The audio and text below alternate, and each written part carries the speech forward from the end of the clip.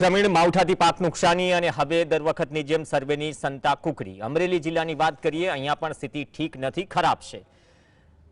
માવઠાએ જે કહેર વર્તાવ્યો છે, લાઠી તાલુકામાં પણ સ્થિતિ ખરાબ છે। મગફળીના પાથરા કોહવાઈ ગયા છે, ભૂકો પણ નહીં નીકળે એટલે કે પશુનો ચારો।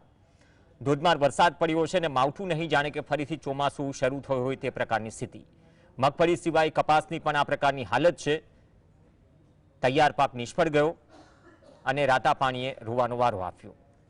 મગફળીના પાથરા તણાયા, પાથરામાં પડેલા વરસાદના કારણે મગફળી સાવ કોહવાઈ ગઈ। હવે તાત્કાલિક સર્વેની માંગ ઉઠી છે। ધારાસભ્ય જનક તળાવિયા પણ ખેતરે પહોંચ્યા। મંત્રીઓ બાદ ધારાસભ્યો પણ ખેતર પર પહોંચી સ્થિતિની સમીક્ષા કરી રહ્યા છે અને જે નુકસાની થઈ છે તેમાં સરકાર શક્ય તેટલી મદદ કે ટેકો કરશે તેવું આશ્વાસન પણ આપી રહ્યા છે।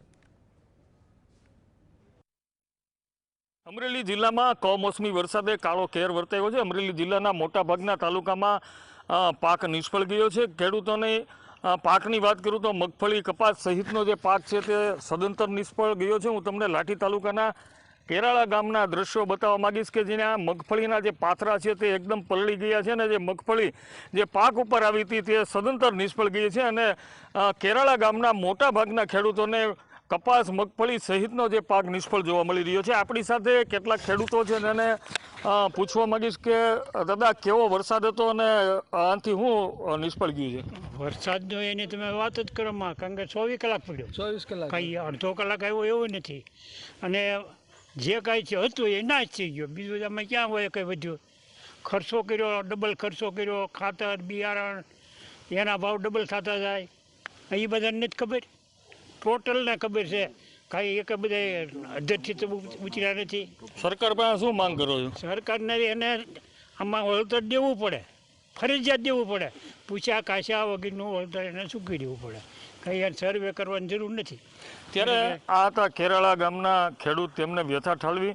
બીજા પણ ખેડૂત છે તેમને પણ પૂછવા માંગીશ કે તમારે શું વાવેતર હતું અને કયો પાક નિષ્ફળ ગયો છે? સિંગ અને કપાસનું વાવેતર હતું, બે પાક નિષ્ફળ ગયા છે। જો કે કપાસે નિષ્ફળ અને સિંગે નિષ્ફળ, કાંઈ વધ્યું નથી, બરાબર।